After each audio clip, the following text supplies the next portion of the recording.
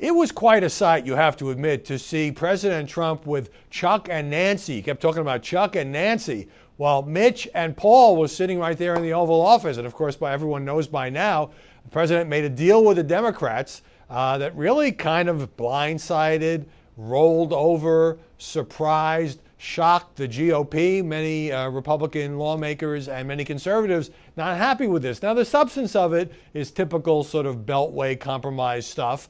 3-month extension of the debt ceiling tied to immediate aid for the victims of Hurricane Harvey and probably Hurricane Irma to follow. The GOP had wanted a 1.5 year or even a 6-month extension. And it does provide some tactical advantages to the Democrats because now a lot of stuff will be expiring at the end of the year. They'll have to do another debt ceiling deal. Maybe the Democrats hope they can cut a deal with the president on legalizing the Dreamers program and lots of other things.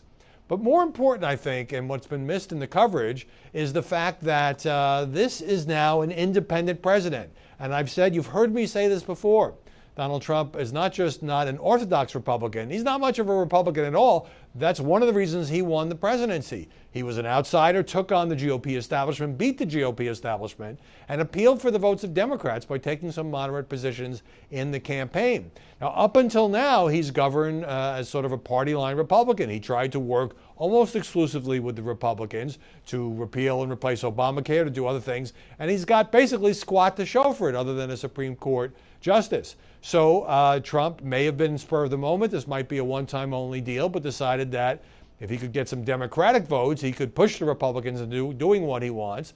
Also, kind of a moment to come together at a time when the U.S. is just being battered by these hurricanes. And in truth, McConnell and Ryan are putting the best face on it, but they are not happy. And the Democrats are very happy.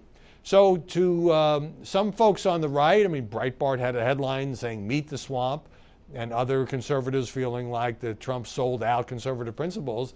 This was a betrayal of the GOP. But if you look at it as a pragmatic president who likes to make deals, perhaps sending a signal that there could be more deals to come, then it makes a bit of sense. If the president, like Ronald Reagan, who dealt with a Democratic Congress, can get some Democratic votes on things like infrastructure, on things like tax cuts, and maybe even on a bigger immigration deal that would include legalizing the Dreamers program, then he would have a lot of clout. Now, that would make the House Freedom Caucus unhappy and other conservative members unhappy, but so far he's got to reason, and I think there's been a lot of tension, obviously, in his relationship, particularly with Mitch McConnell, that he's not getting much now, so he's got to find another way to do this. Now, in a couple of months, this could all just be a footnote, and it may not be a big strategic change on the part of the president, but I think it's been reported that he likes the positive coverage he's getting to this because he finally put a win on the board, even though it's just a 3-month deal.